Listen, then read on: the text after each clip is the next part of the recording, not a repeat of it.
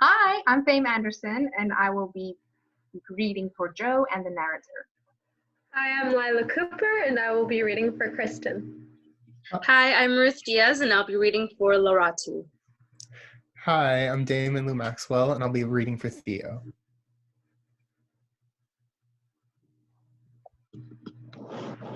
CAMELLIA, written by Fame Anderson. Time, 1989. Place, Washington, D.C. The Nightcap Restaurant in Washington, D.C. at 10:17 p.m. The whole city is in a blackout, and the only light in the dark is the flickering sign reading "The Nightcap" above the door of the restaurant. Detective Kristen Delaney appears on stage with a flashlight in hand, followed by two other detectives. They carefully enter the restaurant, which is completely empty, except for a body on the floor. Theo and Laratu check out the back of the restaurant and make sure no one else is here. You got it. Both Theo and Leratu disappear into the back of the restaurant as Kristen surveys the area around the body. Flashlights can be seen in the back as Theo and Leratu are walking through the restaurant. Takes out a tape recorder and speaks into it as she moves around.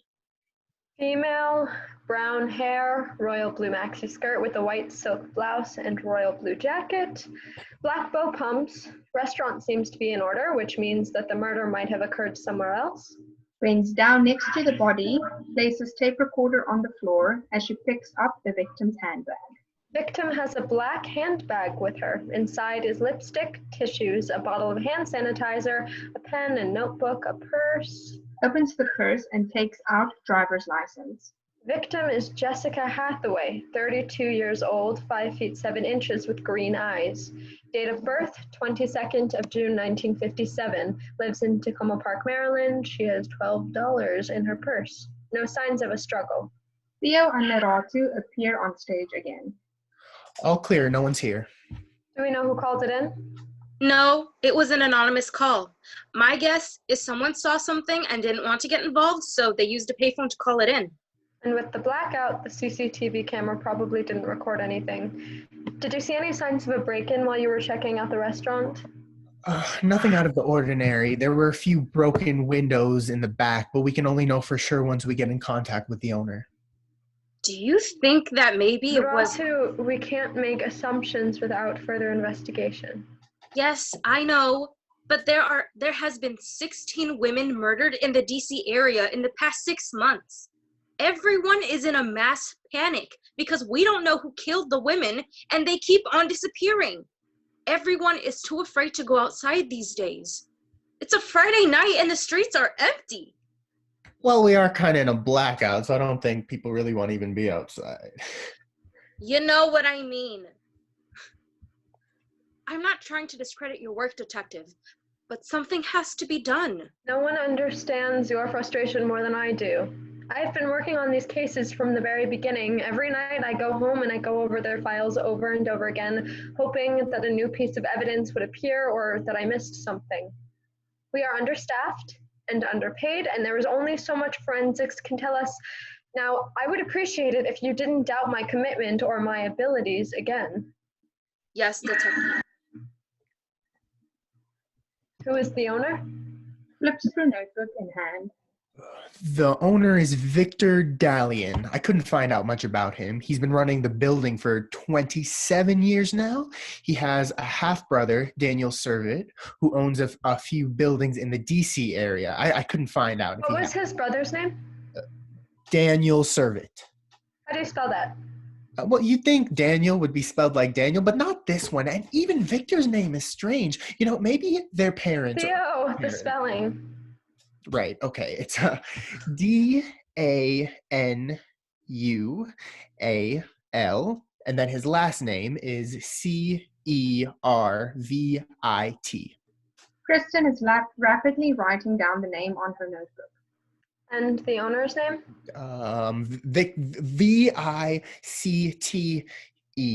Victer, and then Daluan. Kristen moves to a nearby table and sits down as she continues to write in her notebook. What are you thinking? Flicks back and forth through her notebook as she is making notes. Where and when was our last victim found? in a health club in Langdon exactly a week ago. And the owner was a Mrs. Celia Van Root. Yes, but what does that have to do with anything? Where does Mr. Servitt own property, Theo? He has one in Woodley Park, Petworth, and West End. And we haven't spoken to or seen either Mr. Servitt or Mrs. Van Root? No. Why not? Well, nobody's seen them in years. Everyone we've interviewed has never seen or spoken to them at all. So how do they get their money from the renters? I don't know. I guess we haven't thought to ask anyone. And where is Mr. Dalian? Well, the same story. I contacted the manager, but they haven't been in contact with him either. What's his address? Well, his address is given as this building. And have you checked to see if he is in this building? Well, the entire building is rented out as office spaces, which wouldn't allow for an apartment. Theo, I want you to go to every room in this building and make sure that no one has been living in one of them or turned it into an apartment. Theo nods and disappears off stage. Ratu, see if the medical examiner is here yet and tape off the crime scene, please. Yes, ma'am.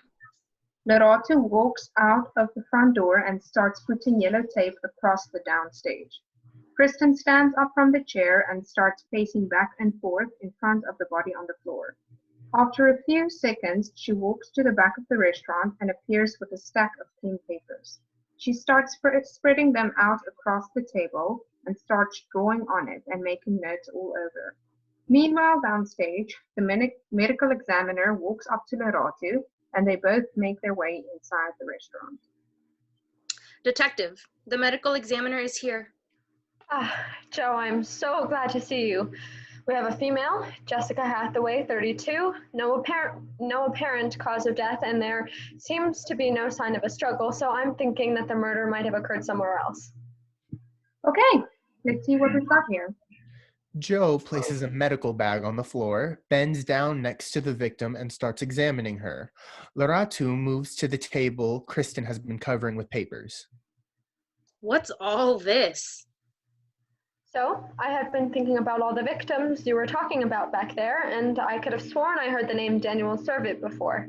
I've been going through all my notes. If we look specifically at the 16 women you were talking about, every one of them, excluding the ones that were found in a park or public area, was found in a building where the owner has never been seen before. Velna Tia Kurd, Daniel Servitt, Celia Van Root, Victor Dallowin, not to mention the others. And so I started writing down their names and noticed that every single name had exactly 12 letters, and all of their names have the exact same letters, and I mean exactly the same letters, one V, two A's, one U, and so on. So what are you thinking? Well, of course, all of these supposed people aren't real, and all the names have the same letters, so maybe there has been one killer committing all of these crimes the whole time, and maybe all the letters is a message or a clue of some sort. What could it be, though? I was about to get into it when you and Joe came in. Can I help? Yes. Grab a pen and paper. These are the 12 letters. Ready? Mm-hmm. A, C, D, E, I, L, N, R, T, U, and V. Kristen and Lerato vigorously write down word after word. After 20 seconds or so, Theo comes back on stage. I've checked the entire building and found nothing. Okay, let Lerato fill you in and then you help her. Yes, ma'am. Theo makes his way to Lerato as Joe stands up and walks over to Kristen. Detective. Yes, have you found anything? Yes, but you are not going to like it. Kristen moves away from Lerato and Theo, then Joe follows her and starts to speak. I cannot confirm it, but she seems to have a needle mark on her cubital fossa, or as we know it, the elbow crease. And if my suspicions are correct, we will find snake venom in the toxology report. Good. There's more. I found a flower tattoo behind her right ear. Just like the others. Was it a camellia again? Yes. Lerato, any luck?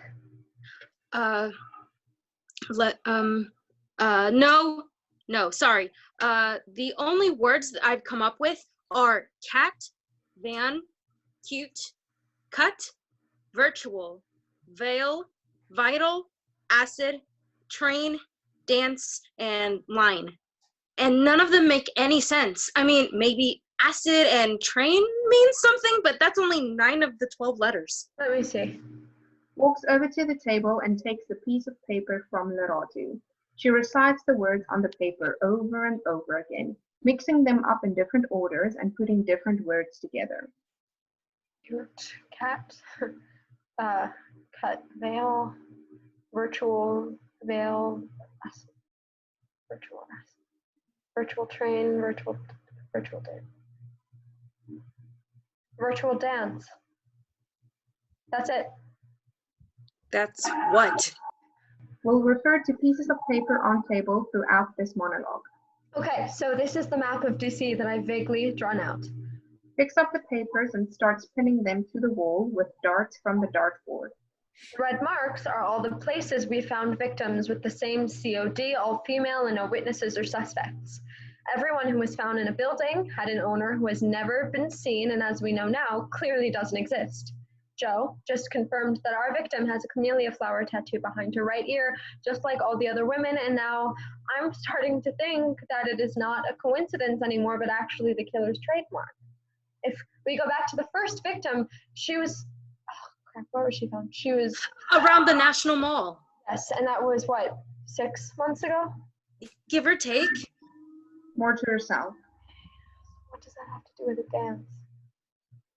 What if we connect the red dots together? Oh, yes! And we connect it in the order of the victims' deaths. Dia grabs a pen and starts connecting the dots. It almost looks like a cross, but it's not done yet. Do you think it's because they're not done killing yet?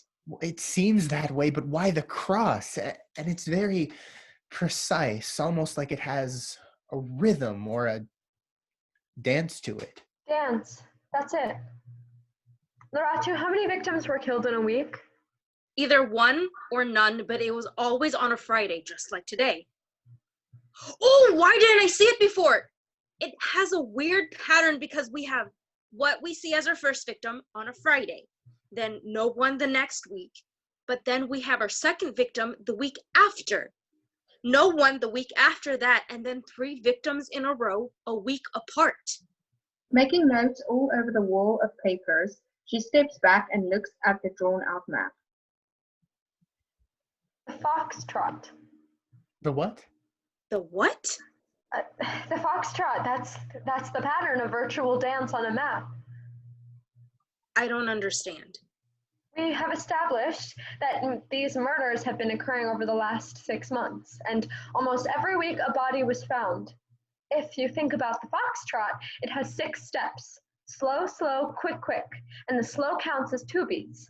On the first and third beat, meaning the first and third week, 2 bodies were found. And then the 5th and 6th beat, the quick, quick, 2 bodies were found a week apart, and so forth.